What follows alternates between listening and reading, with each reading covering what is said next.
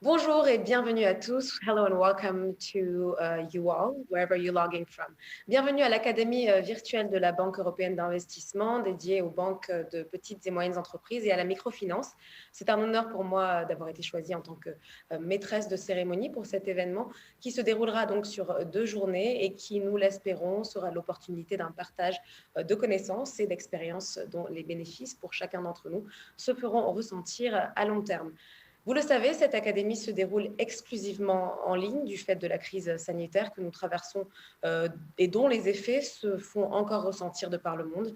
Mais les organisateurs de cet événement, dont je suis aujourd'hui l'une des porte-voix, ont fait le choix de ne pas s'appesantir sur les difficultés qui entourent la tenue d'une conférence de cette taille en ligne, mais plutôt sur les opportunités que ce challenge peut présenter. Alors, en effet, nous souhaitons mettre l'accent sur l'ouverture et sur l'accessibilité qui qui seront offertes aujourd'hui et demain à toutes les personnes qui participeront donc à cet événement, à nos panels et à nos ateliers et qui ne seront donc pas limités, entre autres choses, par des contraintes logistiques. Cette volonté d'adaptation et d'optimisme sont à l'image finalement des petites, moyennes entreprises qui ont ces 2 dernières années subi de plein fouet donc, les effets de la pandémie de coronavirus et qui ont dû donc faire preuve de créativité et de résilience afin de continuer leurs activités dans un contexte particulièrement difficile. Et nous vous en présenterons quelques-unes aujourd'hui, ainsi que leur parcours. Alors, il faut le dire, ce qui fait aussi la particularité de cet événement, c'est qu'il s'agit de la première académie de la Banque européenne d'investissement pour la région de l'Afrique de l'Ouest et du Centre, lancée depuis Abidjan en Côte d'Ivoire. Une première dont les acteurs de la BEI ainsi que leurs partenaires se félicitent. À travers une série de panels et d'ateliers, nous vous proposerons donc dans le cadre de cette académie virtuelle, il s'agira de se focaliser sur la construction d'un secteur financier résilient pour les micro, petites et moyennes entreprises pour la région donc, de l'Afrique de l'Ouest et du Centre.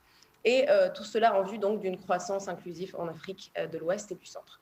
Nous accorderons tout d'abord la parole à la Banque européenne d'investissement dans le cadre d'une séance d'ouverture de cette académie, afin que les différents intervenants puissent exprimer les volontés de la Banque européenne d'investissement pour la région, ainsi que les résolutions et les réalisations qui ont été opérées par la banque.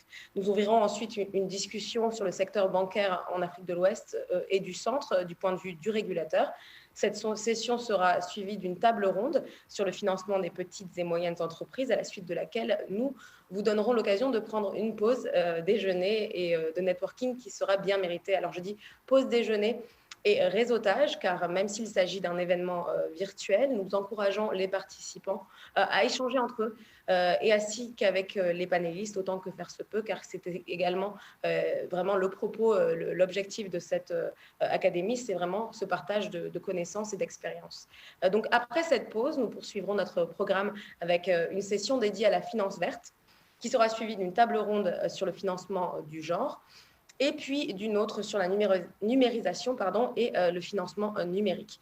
Tout au long de la journée, nous vous soumettrons une série de questions, de sondages surtout, afin d'apprécier votre point de vue sur l'événement, de pouvoir vraiment prendre le pouls et comprendre comment vous interagissez avec les différentes propositions que nous vous faisons.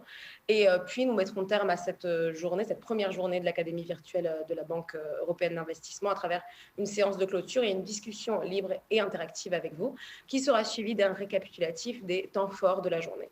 Voilà, donc c'est tout un programme. Nous tenons une fois de plus à vous remercier pour votre présence. Nous saluons également la présence ici au premier rang virtuel de plusieurs ambassadeurs de l'Union européenne de ces 2 régions. Vos Excellences, merci pour votre soutien.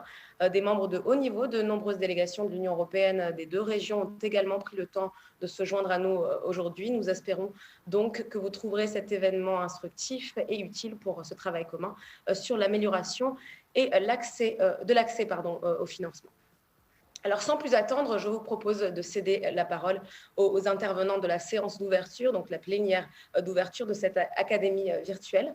Je vais commencer donc par accueillir et à dire bonjour à Jane Feehan et à aussi vous la présenter comme il se doit. Alors, Jane Feehan, qui est la chef de la représentation régionale pour l'Afrique de l'Ouest de la Banque européenne d'investissement, basée à Abidjan, en Côte d'Ivoire. Madame Feehan est responsable de la représentation donc, de l'Afrique de l'Ouest pour la Banque européenne d'investissement. Biologiste et ingénieure forestier de formation, elle a travaillé dans plusieurs domaines de la politique environnementale avant de se tourner vers la finance d'impact et la banque de développement. Au sein de la BUI, elle a notamment occupé les fonctions de spécialiste principale du secteur forestier et de responsable opérationnel de la facilité de financement du capital naturel, une initiative pionnière de la banque. Avant de rejoindre la Banque européenne d'investissement, Jane Feehan avait travaillé sur l'analyse des politiques à l'Agence européenne pour l'environnement et sur l'interface sciences politiques à l'Agence irlandaise de la protection de l'environnement. Originaire d'Irlande, Jane Feehan a fait ses études notamment à l'Université d'Oxford, à l'Imperial College de Londres et au Trinity College de Dublin. Je vous cède donc la parole, Jane. Merci Hanan pour cette introduction. Thank you, Jane. Excellences, Mesdames et Messieurs les ambassadeurs de l'Union européenne, chefs des organisations internationales, gouverneurs des banques centrales, Monsieur le vice-président de la BEI, Mesdames et Messieurs, chers amis, bonjour et bienvenue. Ensemble ici à Abidjan, avec son Excellence Monsieur Jobst von Kerschmann, ambassadeur de l'Union européenne ici à Côte d'Ivoire, et aussi avec Monsieur Abdelkader Ben Brahim, coordinateur de Making Finance Work for Africa, nos co-organisateurs de cette académie. J'ai le grand plaisir et l'honneur de vous accueillir à cet événement, la BEI Banking Academy pour 2021. C'est la première fois que nous faisons l'académie ici en Afrique de l'Ouest et du Centre, ayant déjà organisé l'événement en Afrique australe et Afrique de l'Est. Mais l'objectif de l'académie reste la même, de convoquer les professionnels du secteur pour un échange libre d'expertise et de faire une contribution importante aux priorités partagées de accès aux finances pour le secteur privé en Afrique, vos clients actuels et futurs. L'Académie offre un forum pour l'apprentissage sur les thèmes et les sujets d'intérêt commun et pour le partage des meilleures pratiques, avec un focus particulier sur l'accès aux finances pour les PME et pour les micro-entreprises. Ces dernières années, il a eu lieu physiquement, comme Hanan a expliqué. Mais cette année, nous voici au format virtuel et l'offre donc de l'Académie a évolué. Nous avons une participation beaucoup plus grande et géographiquement beaucoup plus répandue.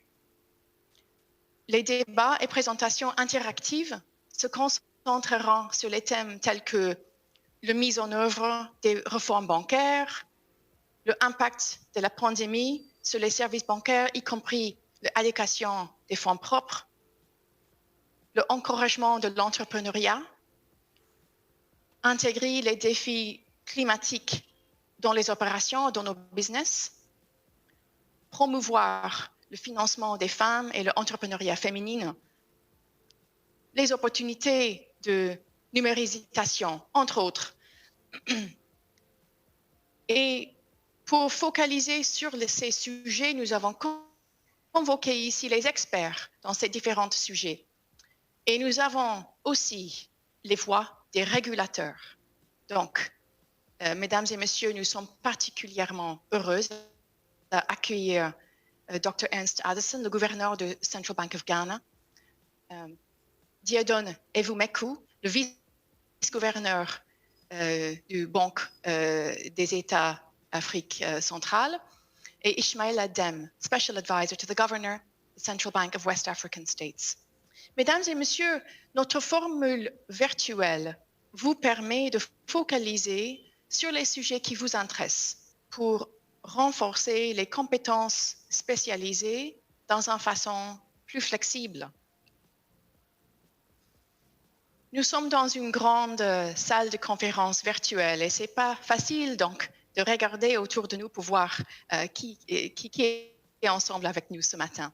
Donc, juste pour partager alors une vue globale sur la participation dans l'Académie cette année 2021. Nous avons enregistré à peu près 900 participants dans 35 à peu près qui proviennent du secteur bancaire, 20% des institutions de microfinance, à peu près 10% qui vient des institutions de développement, de financement de développement, et 20% à peu près des gouvernements et banques centrales. Nous avons aussi, bien sûr, représenté parmi nous dans cette grande salle virtuelle les délégations de l'Union européenne dans ces deux régions et les organisations non gouvernementaux. Merci à toutes et à tous pour votre confiance en nous et d'avoir consacré le temps pour nous joindre pour notre académie. Afrique de l'Ouest et centrale sont des régions à la fois très diverses et très dynamiques.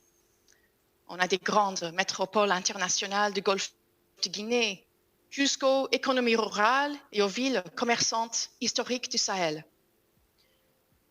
Le secteur financier est présent partout pour accompagner leurs clients et faire du business à travers de cette diversité.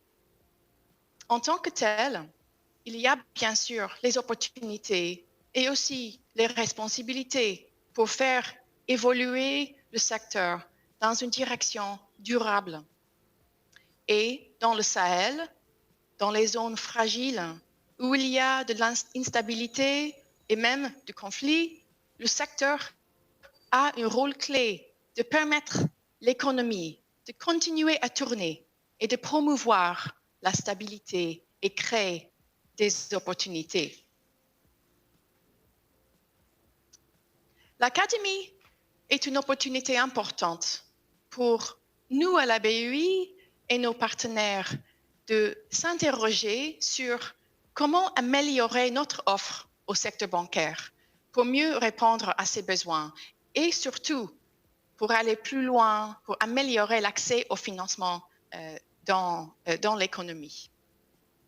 Donc, nous sommes en train de déployer les lignes de crédit thématiques pour favoriser notamment le financement des projets verts, entrepreneuriat féminin, la digitalisation et l'appui aux petits agriculteurs, par exemple. Et les mesures comme ça nous permettent de développer le produit que nous avons depuis longtemps déroulé dans les régions, donc les lignes de crédit qui ciblent les PME. Là, on est en train de construire des produits plus sophistiqués, justement pour encore travailler, encore approfondir le accès aux finances que ces produits offrent. Nous sommes aussi en train de combiner ces lignes de crédit thématiques avec les garanties grâce à la Commission européenne pour couvrir une partie des portefeuilles ainsi financés et pour financer l'assistance technique. Ça permet aux banques et aux autres institutions financières d'atténuer une partie de leurs risques tout en optimisant leur impact.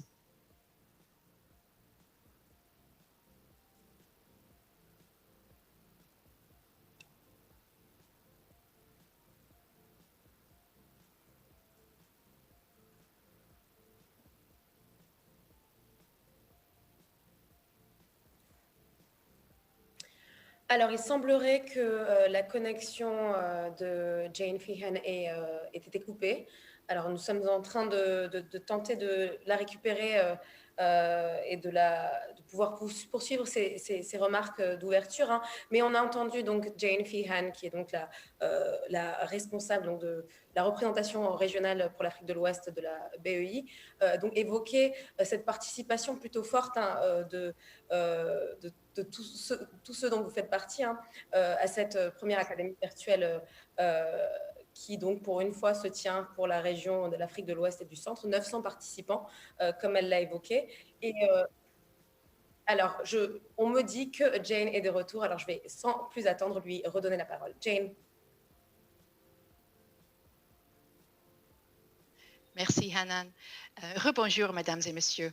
Donc, juste pour reprendre ce que j'étais en train de faire sur l'impact du crise COVID, nous, à la BEI, nous sommes en train d'intensifier nos financements en faveur des PME afin d'aider aux difficultés d'accès au financement, notamment des fonds de roulement et la suite des difficultés que la crise a provoquées pour le secteur. Pour terminer, je voudrais souligner l'importance de notre travail dans le domaine de microfinance.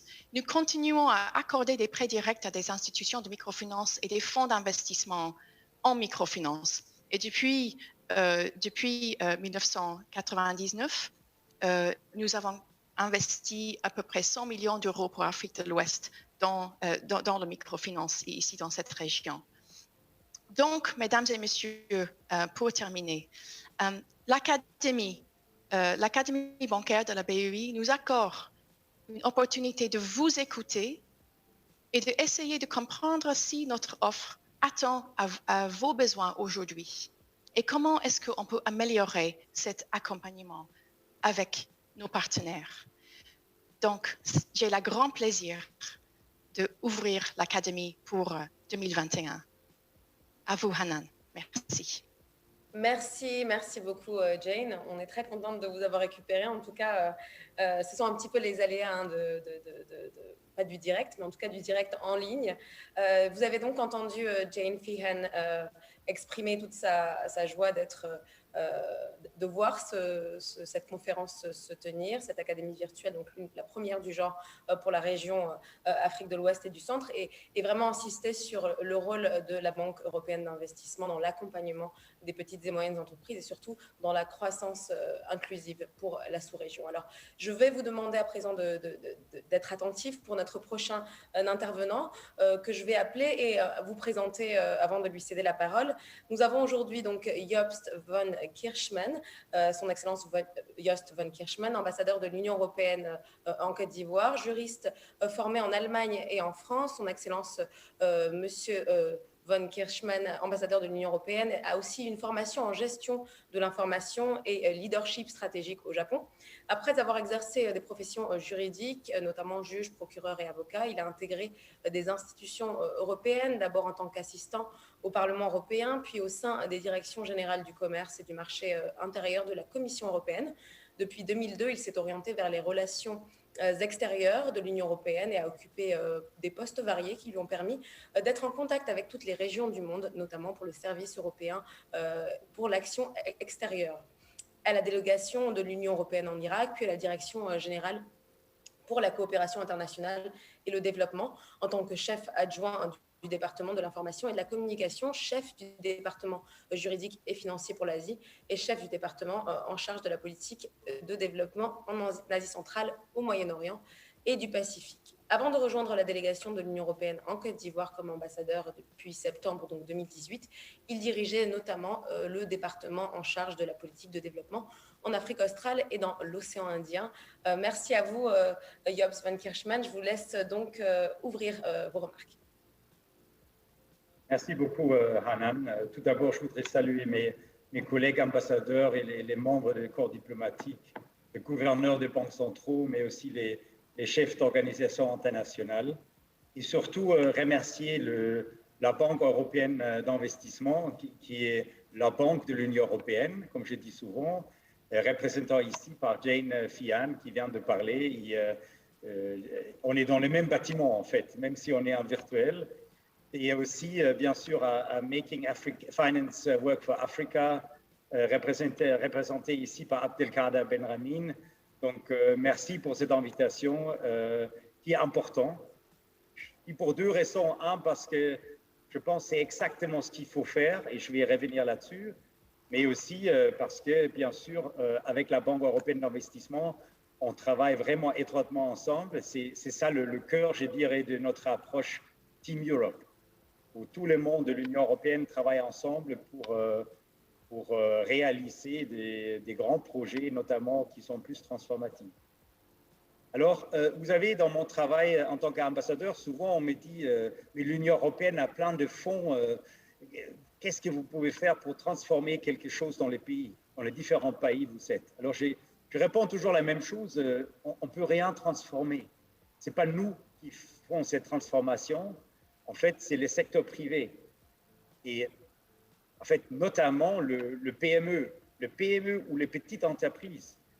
Et si je donne un exemple de la Côte d'Ivoire, ici, vous avez 98% des tissus économiques qui sont représentés par les tout petites entreprises ou par les PME. 98%. C'est 20% du PIB et 23% des emplois. Et donc, la clé de toute transformation de l'économie et de la société, en fait, se trouve bien dans les PME. Et ça, on sait quelque part déjà. Et on sait aussi que pour accompagner cette transformation et pour accompagner le PME, ça doit passer quelque part par les secteurs bancaires, parce qu'il faut de l'argent. C'est clair. Mais quelque part, ça ne marche pas encore vraiment bien. Et donc, c'est pour ça d'ailleurs, il y a cette académie aujourd'hui, parce qu'on a peut-être constaté qu'on peut améliorer les choses.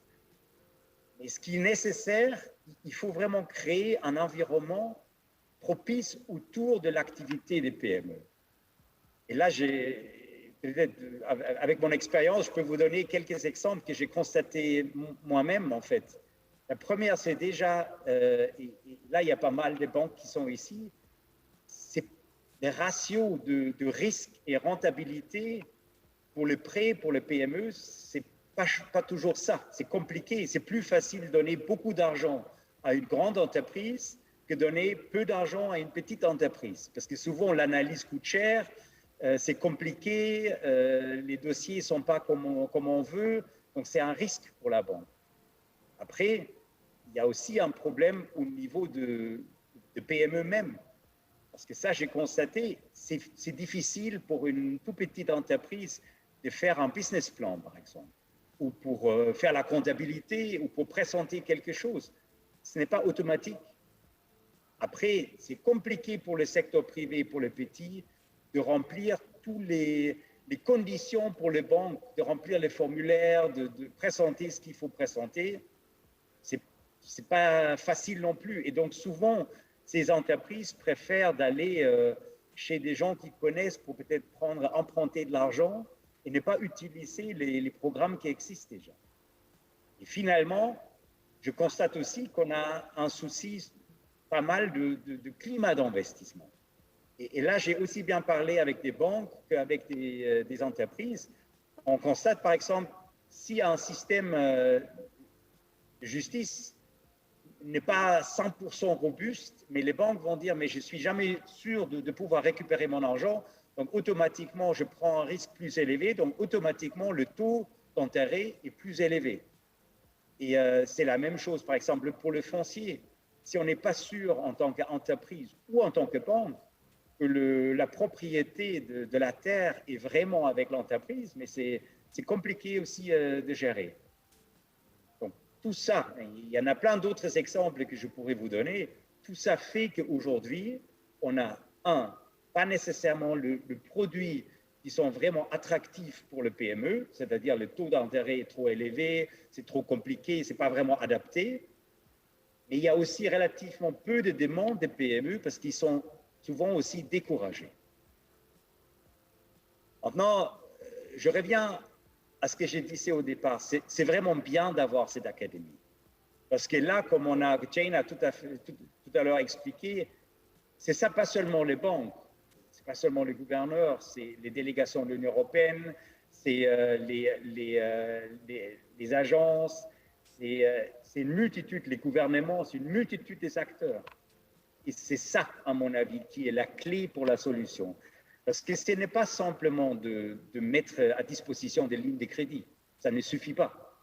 Je pense vraiment la solution, c'est dans une approche holistique, en fait. C'est une complémentarité où vous avez les institutions financières, vous avez les institutions comme nous, l'Union européenne, mais d'autres, vous avez les gouvernements, vous avez les agences, vous avez les agences du secteur privé, vous avez le secteur privé et vous avez aussi les organisations intermédiaires. Tout le monde doit travailler ensemble. Et qu'est-ce qu'il faut faire? Il faut faire face à ce que je disais tout à l'heure. Il faut rassurer les institutions financières qu'au moment décisionnel sur l'octroi des financements, ils sont à risque calculé. Il faut accompagner le secteur privé et à tous les niveaux. Et finalement, il faut aussi dialoguer avec les gouvernements.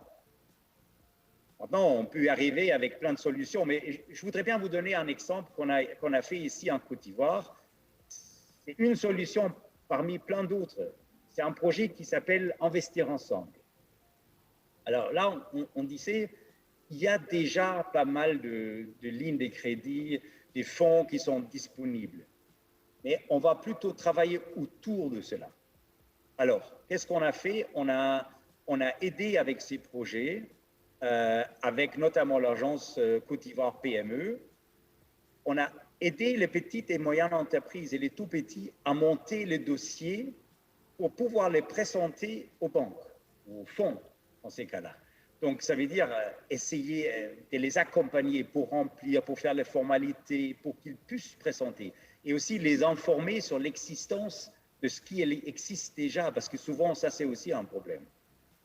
Deuxièmement, avec la Confédération des entreprises de la Côte d'Ivoire, on les accompagne avec des formations très basiques. Comment faire une comptabilité, comment faire un business plan, comment monter une entreprise, tout simplement. Parce que ça aussi, cette capacité, souvent, dans le tout petit, n'est pas là. Et le troisième volet de ces projets, c'est qu'on est rentré dans un dialogue avec le gouvernement par l'intermédiaire, en coopération, j'ai dit par notre chambre de commerce, c'est Eurocham ici. Et là, on s'est focalisé sur les climats d'investissement. Donc, on a regardé avec les entreprises ce qui ne marche pas. Et puis, on est rentré dans un dialogue avec le gouvernement. On disait, voilà, regardons ensemble ce qui ne marche pas et puis comment on peut améliorer les choses. Et c'est très concret. Ça peut être la taxation, ça peut être des petites règles sur l'importation, ça peut être plein de choses différentes. Mais là, on parle du climat d'investissement autour. Donc, ça, c'est 3 éléments de ces projets. Après, je disais, il faut aussi rassurer les banques. Et là, je veux donner un seul exemple que tous mes collègues qui sont là de l'Union européenne connaissent certainement parfaitement. C'est les fonds européens pour le développement durable, donc les fameux EFSD+. Là, on veut accompagner les banques, surtout avec des garanties souveraines, sous-souverains, non commerciales, commerciales, le secteur privé, pour alléger les risques, pour dérisquer les produits. Et on fait ça dans plein de domaines différents, donc énergie, financement de PME, agriculture durable, entrepreneurs agricoles, villes durables, etc., etc.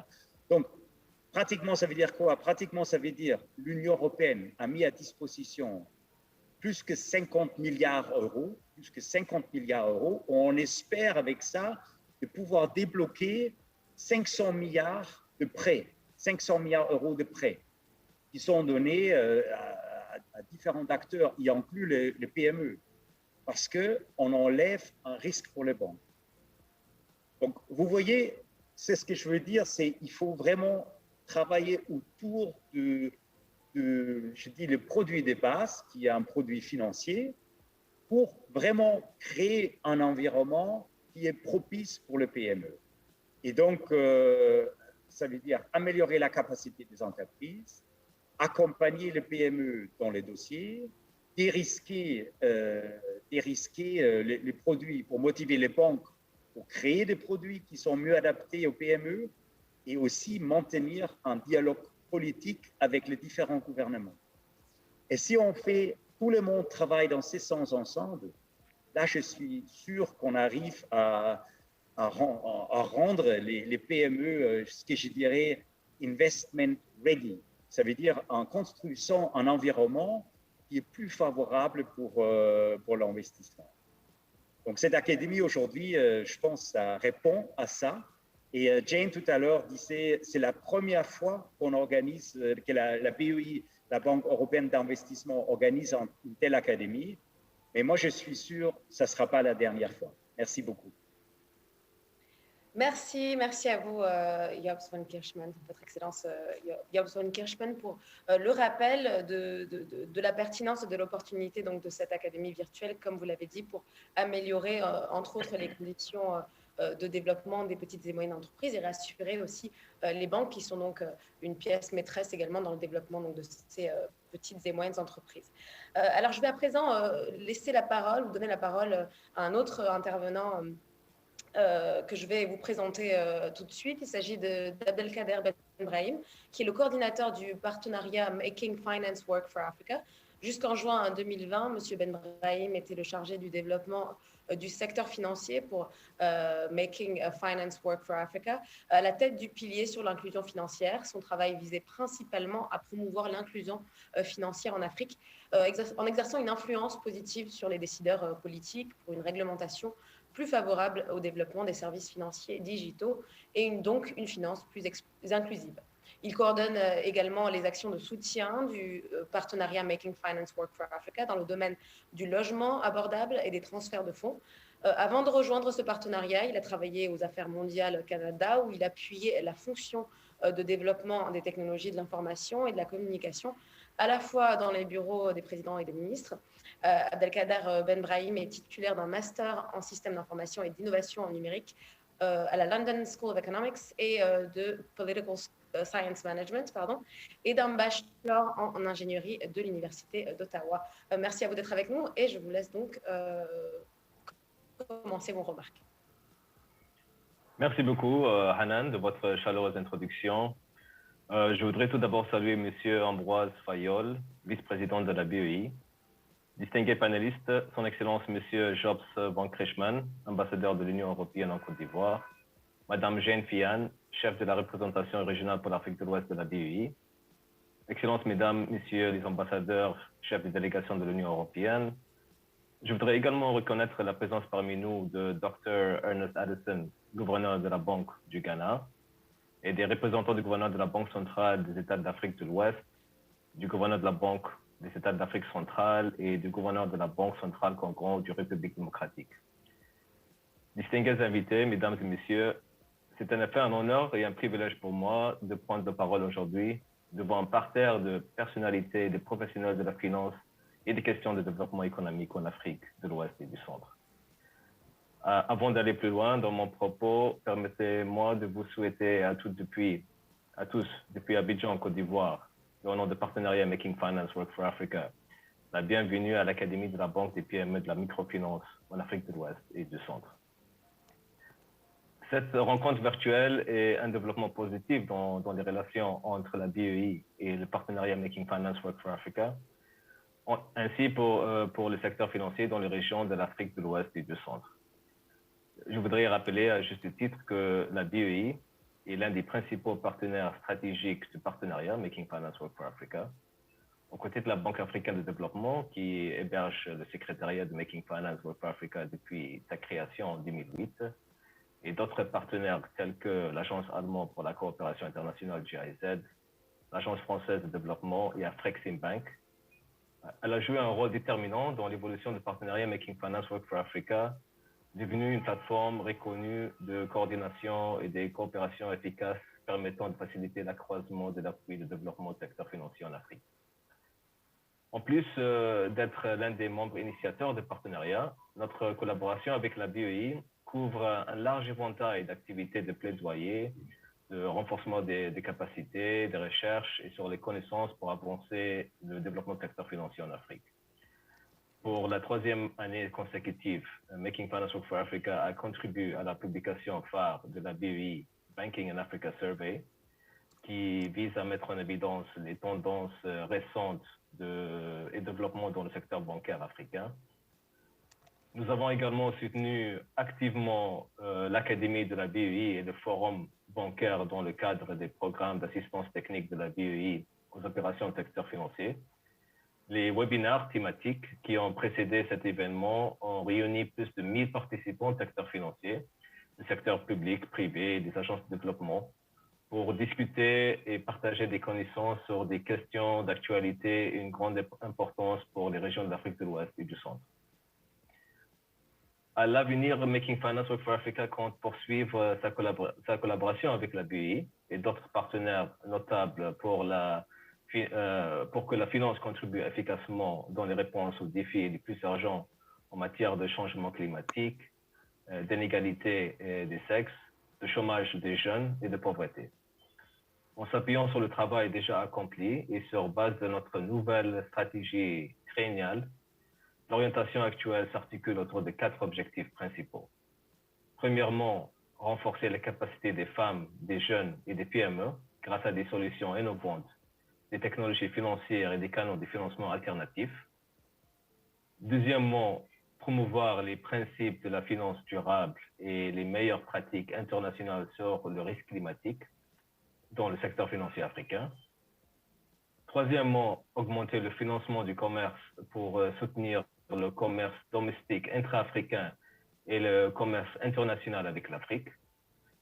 Et enfin, favoriser le développement des marchés financiers profonds et liquides qui contribuent à financer des investissements productifs et durables dans le secteur réel des pays. Mesdames et messieurs, l'Académie bancaire de cette année se déroule dans une période sans précédent en raison de l'impact de Covid-19 et de la crise climatique. L'impact négatif de la crise du Covid a été massif. On estime que le PIB de l'Afrique diminuera de 173 à 236 milliards de dollars d'ici la fin de l'année et que le taux de croissance devrait baisser de 3,4% en 2021.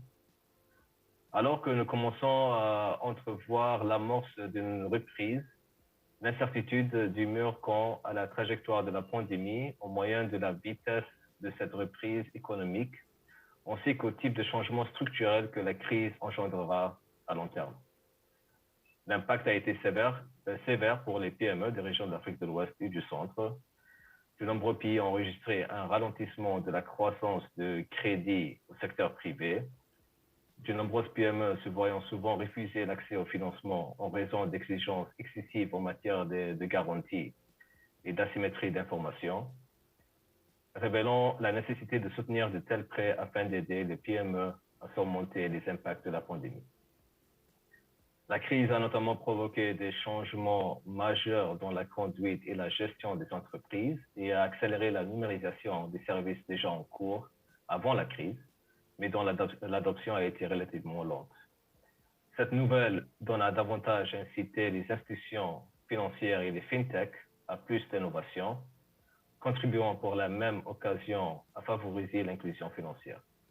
À Making Finance Work for Africa, une de nos priorités stratégiques est d'améliorer nos compréhensions de ces défis et opportunités et d'en tirer vraiment des leçons pour des interventions plus efficaces.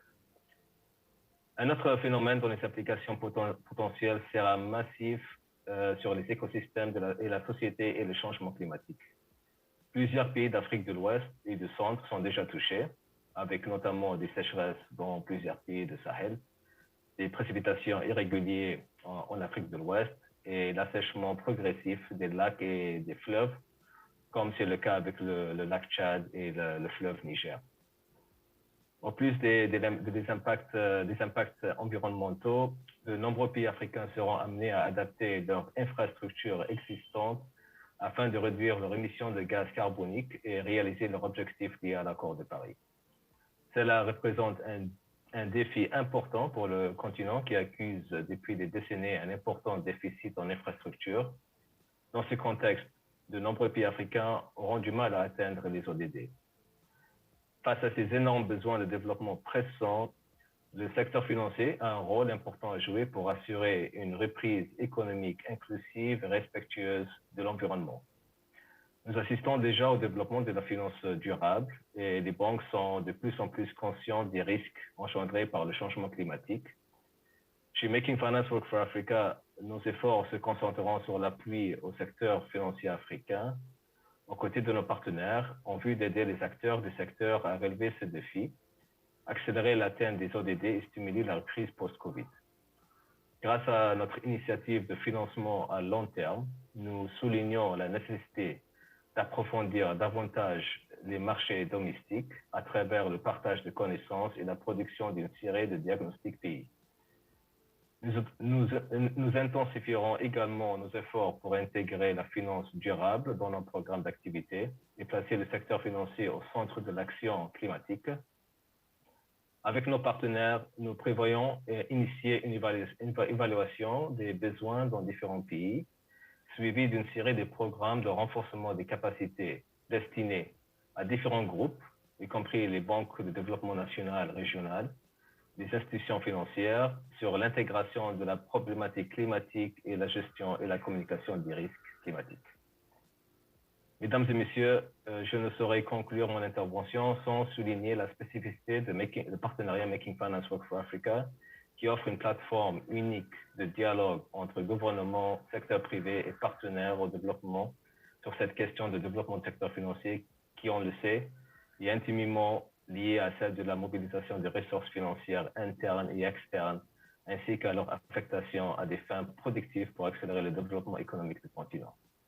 L'objectif de l'Académie est de nous amener à réfléchir ensemble aux voies et aux moyens de dynamiser le secteur financier. J'espère qu'à l'issue de cette rencontre, des propositions émergeront pour stimuler de futurs projets. Sur cette note et au nom du partenariat Making Finance Work for Africa, je vous souhaite de très productives discussions. Merci beaucoup.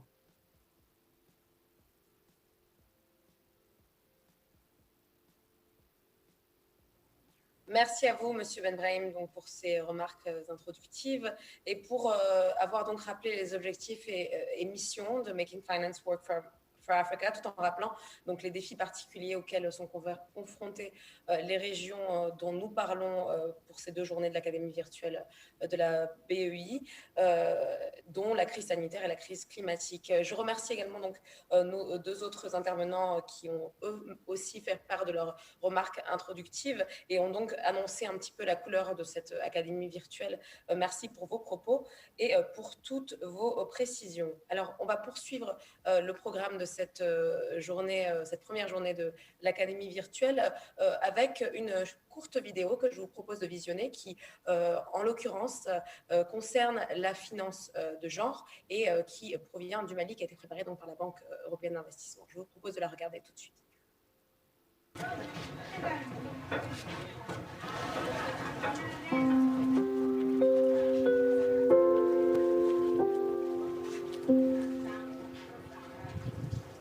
Ma grande sœur, elle est quittée en Côte d'Ivoire pour venir au Mali ici. Donc, elle a commencé entreprise ici. Elle nous a appelés, nous sommes venus ici pour les aider. Jusqu'à aujourd'hui, à peu près 20 ans aujourd'hui, on est en train de faire la teinture ici.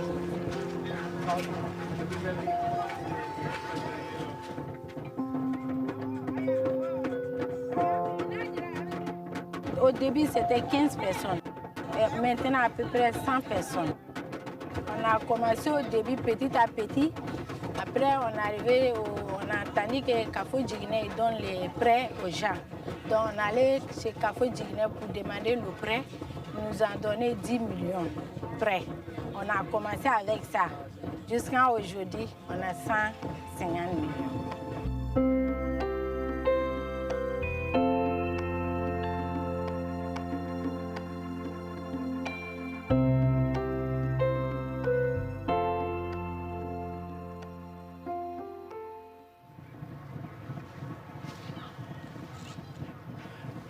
Au Mali, plus précisément dans la capitale, le défi pour les femmes dans le cadre de l'expansion de leurs activités ou du développement de leurs activités, ça c'est l'acquisition des financements, surtout des financements adaptés à leurs activités ou à leurs activités d'expansion ou d'agrandissement de leurs activités.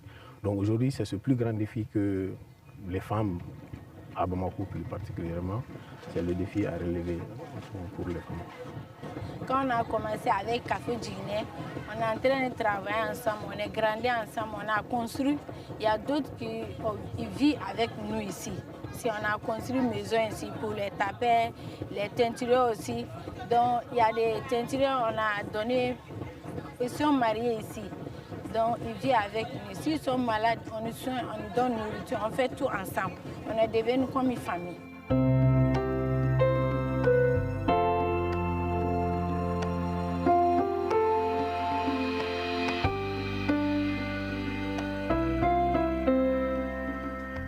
Ce partenariat qui va être noué entre le CAFO et la Banque européenne d'investissement va permettre de financer plusieurs activités, plusieurs associations, surtout des associations féminines. Ça va nous permettre aussi d'accompagner les jeunes qui sont à leur phase de démarrage et qui n'ont pas pour le moment accès à des financements pour pouvoir démarrer leur activité et qu'ils auront besoin peut-être de financement à long terme. Grâce à la Banque européenne et CAFO, nos entreprises ont grandi jusqu'à aujourd'hui.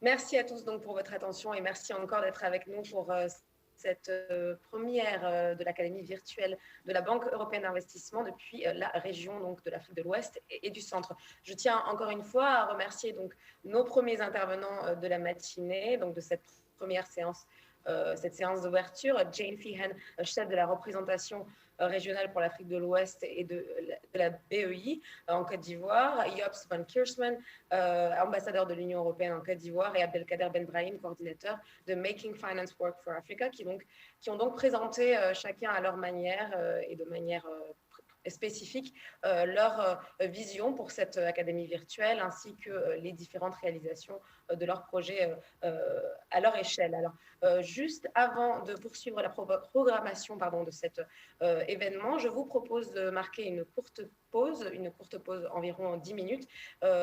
Alors, ne partez pas, restez avec nous, car dans quelques instants, dans quelques minutes, une poignée de minutes en réalité, nous aurons donc dans la seconde partie de cette séance d'ouverture droit à un discours d'ouverture du vice-président de la Banque européenne d'investissement, Ambroise Fayolle, qui va donc s'exprimer notamment sur la question de l'engagement de la BEI dans les opérations financières en Afrique de l'Ouest, du Centre et de son programme d'assistance technique. Restez avec nous, on se retrouve dans quelques instants.